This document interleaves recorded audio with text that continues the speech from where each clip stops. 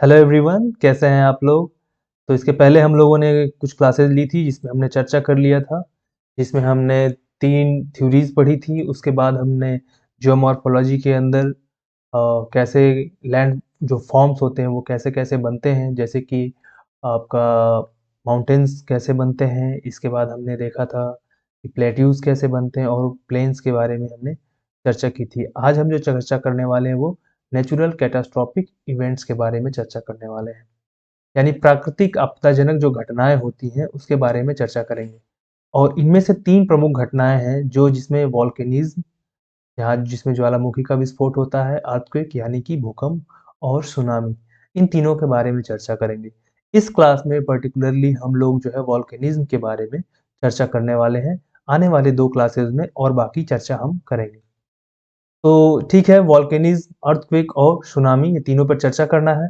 तो वॉल्केनिज्म क्या है, तो आप लोगों ने देखा होगा ना, मूवीज वगैरह में देखा होगा या कहीं जो है ज्योग्राफी चैनल पे देखा होगा। इस तरीके के कुछ आपको ज्वालामुखी फटते हुए दिखाई पड़ते हैं। तो क्या है, क्या ये अचानक से हो जाते हैं, कैसे फटते हैं, इसके बारे में थोड़ी सी जानकारी हासिल करेंगे। तो सबसे पहली बात ये है कि वॉल्केनिज्म है, ये इसका एक पूरा सीक्वेंस होता है जिसके अंदर मैग्मा का जो है मूवमेंट होता है ऊपर की तरफ। और साथ में जब ये मैग्मा का मूवमेंट होता है ऊपर की तरफ, तो एक विस्फोट के साथ जब ये बाहर आता है, देखो ये विस्फोट के साथ भी आ सकता है और आराम से धीरे धीरे भी आ सकता है। इसके बाहर आने के कारण एक भूमि की संरचना बनता है, एक लैंड फॉर्म बनता है। और ये सब पूरा मिलाकर जो पूरी परिस्थिति होती है इसको वॉल्केनिज्म कहा जाता है, ठीक है ना। ये वॉल्केनिज्म कोई रैंडम घटना नहीं है कि कहीं भी घट जाएगी, बल्कि ये कुछ स्पेसिफिक रीजंस की वजह से और स्पेसिफिक जगह पे ही होती है, हर जगह नहीं हो सकती है ना। और साथ में इसके पीछे का कारण भी हमें अब पता चल चुका है कि किस कारण से होता है, ये कोई रैंडम घटना नहीं है, ठीक है। तो सबसे पहले हम लोग ये जानेंगे कि दुनिया में जो वॉल्केनिज्म का डिस्ट्रीब्यूशन है ये कहाँ-कहाँ पर है। सबसे पहला डिस्ट्रीब्यूशन की हम बात करें तो आप देखिए, ये जो है ये है पैसिफिक रिंग फायर। क्या है? पैसिफिक रिंग फायर, इसके बारे में क्वेश्चन बहुत सारे पूछे जाते हैं। तो यहाँ पे ये जो प्लेट आपको देखो, आपको मैंने एक बताया था, कन्वर्जेंस जोन जहाँ पर पाया जाता है, ओशियन ओशियन कन्वर्जेंस जोन हो सकता है, या बाउंड्री, या फिर ओशियन और कॉन्टिनेंटल कन्वर्जेंस बाउंड्री हो सकता है। अब यहाँ पे जब जैसे ये जो आपका रिंग ऑफ फायर है, यहाँ पे इधर देखो तो यहाँ पे एक प्लेट है पूरा का पूरा। ये प्लेट, ये जो प्लेट आपको यहाँ दिखाई पड़ रहा है, ये प्लेट, ये पूरा का पूरा प्लेट, इसको पैसिफिक प्लेट कहा जाता है। अब ये पैसिफिक प्लेट अलग-अलग जगहों पे अलग-अलग जो है, कहीं पर ओशियन प्लेट से टकरा रहा है, कोलाइड हो रहा है, कहीं पे कॉन्टिनेंटल प्लेट से कोलाइड हो रहा है। तो यहाँ देखो, ये जो है यहाँ पे क्या ओशियन प्लेट से कोलाइड हो रहा है, यहाँ पे भी ओशियन प्लेट से कोलाइड हो रहा है। लेकिन यहाँ जो ये जो आपको जगह दिखाई पड़ रही है, ये जगह, यहाँ पे कॉन्टिनेंटल प्लेट से ये कोलिजन हो रहा है। मैंने आपको बताया था कि जब भी ओशियन और ओशियन प्लेट से का कोलिजन होगा, जब वो बाउंड्री बनेगी, तो वहां पे आइलैंड आर्क्स दिखाई पड़ते हैं। और जब कॉन्टिनेंटल और ओशनिक प्लेट टकराते हैं तो वहां पर वॉल्केनिक माउंटेन्स दिखाई पड़ते हैं। ये जो रिंग ऑफ फायर है, इसके चारों तरफ ऐसे दिखाई पड़ते हैं। तो यहाँ देखो, यहाँ कौन सा प्लेट है, यहाँ पे साउथ अमेरिकन प्लेट है, यहाँ पे नॉर्थ अमेरिकन प्लेट है, इधर यूरेशियन प्लेट है, यहाँ इंडो ऑस्ट्रेलियन प्लेट है। तो इन सारे प्लेटों से इनका अलग अलग तरीके से इंटरेक्शन हो रहा है, जिसकी वजह से वॉल्केनिज्म यहाँ पर देखने को मिलती है। तो आपको ये काम करना है कि इन क्षेत्रों में कौन-कौन से देश हैं, कौन-कौन से आइलैंड हैं, वो सारे आइलैंड्स को अपने मैप पे जाकर चेक करते रहना है, ठीक है ना? तो जरा देखो, फिर से एक बार आपको रिपीट करा दूं कि ओशियन ओशियन जो जब होता है तो क्या बनता है, तो वहां पे वॉल्केनिक आर्क्स बनते हैं। अब देखो कैसे, ये देखो दो ओशियन प्लेट है, एक इधर से है और एक ये प्लेट है। अब ये प्लेट आपस में जब टकराती तो एक प्लेट, क्या मैंने बताया था, सबमर्ज हो जाएगी ना। अब सबमर्ज होने वाली प्लेट कौन सी है, सबमर्ज होने वाली प्लेट होगी वही जो हैवी होगी। और हैवी कौन सी, जो बड़ी प्लेट होगी। बड़ी प्लेट सबमर्ज हो जाएगी, और जिसकी वजह से ये जो नीचे जाने के बाद इसकी डेंसिटी कम होती है, इस वजह से ये लावा ऊपर की तरफ उठता है और इस समुद्र सतह से ही बाहर आता है और धीरे धीरे समुद्र का जो लेवल है इसके ऊपर आ जाएगा और एक जो है आइलैंड की तरह दिखाई पड़ेगा। अब ये, चूंकि ये कोई एक छोटी जगह पे नहीं, बल्कि लंबे-लंबे बड़े-बड़े प्लेट होते हैं, तो बड़े-बड़े ऐसे छोटे बड़े-बड़े आइलैंड्स वहाँ पे दिखाई पड़ेंगे, आर्क की तरह दिखाई पड़ेंगे, है ना? अब जहाँ पर ओशन और कॉन्टिनेंट जो है तो होते हैं, वो आपस में कोलाइड हो रहे होते हैं, जैसे यहाँ पर है, मैंने बताया था हमेशा ओशियन प्लेट ही सबडक्ट होगी, नीचे की तरफ जाएगी। तो जब ये ओशियन प्लेट नीचे की तरफ यहाँ जा रही है, तो देखो यहाँ पर जो है लावा के रूप में प्लेट कन्वर्ट हो जाएगी और फिर यहाँ से ये ऊपर आएगी। और ऊपर आने पर यहाँ से ये ऊपर आएगी, तो क्या होगा यहाँ पे, चूंकि ये एक भूमि पर आ रहा है, एक सतह पर आ रहा है, यहाँ पे कोई वाटर नहीं है, तो क्या बनेगा, धीरे धीरे यहाँ पे माउंटेन्स बनना शुरू हो जाएंगे। तो ओशियन ओशियन प्लेट से क्या बनेगा, वॉल्केनिक आर्क बनता है, और ओशियन कॉन्टिनेंट से वॉल्केनिक माउंटेन्स बनते हैं। ठीक है, अब दूसरी जगह देखते हैं। दूसरी जगह जो होती है वो है मिड ओशनिक रिज। मैंने आपको बताया था कि समुद्र के अंदर कई जगहों पर इस तरीके का स्ट्रक्चर पाया जाता है, ऐसा स्ट्रक्चर, ऐसे उठा उठा बीच बीच में स्ट्रक्चर पाया जाता है। और इसके पीछे रीजन होता है, मैंने आपको बताया था, आर्थर होम्स की थ्योरी, जिसमें आर्थर होम्स ने बताया कि एक कन्वेक्शन सेल है और इसका राइजिंग लिम यहाँ पर होता है, जिससे लावा यहाँ से बाहर आता रहता है। और ये जो यह प्लेट है इसको डाइवर्ट कर दूसरी तरफ जो है ये पुश करता है। अब जब ये प्लेट को पुश करेगा और इसकी वजह, और यहाँ पे ये लावा फिर से जम जाएगा। ऐसे कर करके ये प्लेट जो है धीरे धीरे धीरे धीरे दूर हटती चली जाती है और ऐसे स्ट्रक्चर बनते चले जाते हैं। तो दूसरा जो हमें वॉल्केनिक एक्टिविटीज देखने को मिलती है वो कहाँ पर, वो ओशन प्लेट के नीचे दिखाई पड़ती है। और ये जो इरप्शन होता है बहुत पीसफुल होता है, क्योंकि ये बेसाल्टिक लावा बेसिकली यहाँ से बाहर आता है। तो याद रखना कि जो ओशियन प्लेट जो बना होता है वो बेसाल्टिक लावा का बना होता है। अब तीसरी जगह जो है वो है मेडिटेरेनियन सी। मेडिटेरेनियन सी में वॉल्केनिज्म पाया था। तो ये देखो, ये मेडिटेरेनियन, ये अफ्रीका, ये यूरोप, और ये जो है पूरा का पूरा क्षेत्र है ये मेडिटेरेनियन सी, भूमध्य सागर इसको कहा जाता है हिंदी में। तो ऐसा कैसे हुआ, यहाँ पे इतनी सारी वॉल्केनिक एक्टिविटीज क्यों दिखाई पड़ती हैं? कारण है कि जो मेडिटेरेनियन प्लेट है वो क्या हो गया, वो बहुत छोटे छोटे भागों में टूट गया। ठीक है ना।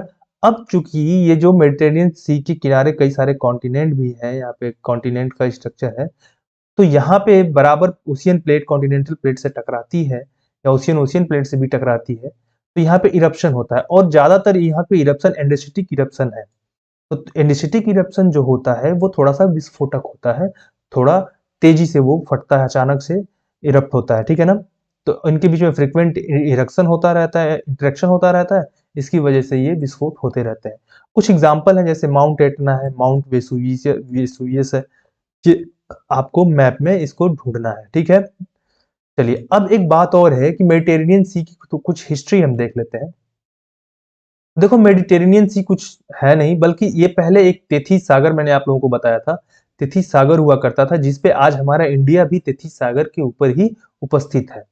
तो तेथिस सागर का ही एक जो है क्या है, ये रेसिडुअल पार्ट है जो छूट गया है, वो बच गया है। बाकी तो कॉन्टिनेंट ने घेर लिया, लेकिन ये पार्ट छूट गया है। ठीक है ना। अब ये तेथिसी, बहुत मैंने बताया था कि पहले जब लॉरेंसिया और गोंडवाना नाप के जो है लैंड मासेस हुआ करते थे, तो उनके बीच में ये पाया जाता था। और गोंडवाना जब ऊपर की तरफ मूव किया, गोंडवाना कई सारे पार्ट जब ऊपर, जैसे हमारा इंडिया भी था, अफ्रीका भी था, तो उसमें धीरे धीरे ये तेथिसी विलुप्त हो गया। ठीक है ना। अब ये जो अफ्रीकन प्लेट था, अफ्रीकन प्लेट जब ऊपर की तरफ मूव किया और लॉरेशिया से जब टकराया, तो उसी समय मेडिटेरेनियन सी के अंदर जो प्लेट्स थे वो कई भागों में, छोटे छोटे भागों में टूट गए। तो ये देखो, ये है अफ्रीका, और ये रहा आपका यूरेशियन प्लेट, यानी लॉरेंशिया इसको कहा जाता था। तो जब ये आकर यहाँ पर ऐसा टकराता है, तो यहाँ बीच में जितने प्लेट थे, जो प्लेट था वो छोटे छोटे भागों में टूट गया। अब उनके बीच में फ्रीक्वेंट इंटरेक्शन होते रहते हैं, है ना। अब आपका चौथा प्रकार का वॉल्केनो, चौथा प्रकार का वॉल्केनो जो है ये होता है hot spot volcano. Hot spot volcano, देखो, ये जो है पृथ्वी के बहुत ही इंटीरियर भाग से आता है, कह सकते हैं कोर से आता है, और धीरे धीरे ये ऊपर की तरफ कहीं एक जगह पे निकलता है। इस वजह से ये मूव जो है, खुद तो मूव नहीं करता, लेकिन प्लेट मूव करती रहती है ना। तो जहां पर ये निकलता है वहां पे ये बराबर निकलता ही रहता है लगातार, और यही होता है हॉट स्पॉट। और चूंकि ये बहुत नीचे से आ रहा है, कोर से आ रहा है, तो मैंने बताया था ये बेसाल्टिक टाइप का होगा। ठीक है ना। ठीक है। ये फिक्स प्लेस पर होता है, प्लेट के मूवमेंट की वजह से आइलैंड आर्क्स बनते हैं। देखो, प्लेट तो बराबर जो है, क्या मैंने बताया था कि वो मूव कर रही है, कारण क्या है, आर्थर होम्स की थ्योरी आप देख लेना जाकर। और ये तो प्लेट, जैसे यहाँ पे एक वॉल के आइलैंड बना, तब तक ये प्लेट आगे मूव कर गई, तो फिर अब दूसरी जगह इरप्शन होना शुरू हो गया, फिर यहाँ पे एक आइलैंड बना, तब तक ये प्लेट आगे मूव कर जाएगी। इस तरीके से यहाँ आइलैंड आर्क्स बनते हैं। ठीक है ना। और ये आइलैंड आर्क्स कैसे पता चलता है, हम लोग जब डायरेक्शन पता करते हैं आइलैंड बनने के, कितने पुराना आइलैंड है, तो उस हिसाब से हम निकाल सकते हैं कि प्लेट का मूवमेंट किस साइड में हो रहा है। अब इससे कुछ एग्जांपल है हॉट स्पॉट वॉल्केनोज के, जिसकी वजह से आइलैंड्स बने, जिसमें हवाई हो गया, रियूनियन आइलैंड हो गया, कुरील हो गया, एल्यूशियन आइलैंड हो गया, ये इसके एग्जांपल है। अब जरा देखो एल्यूशियन आइलैंड कहाँ पर है।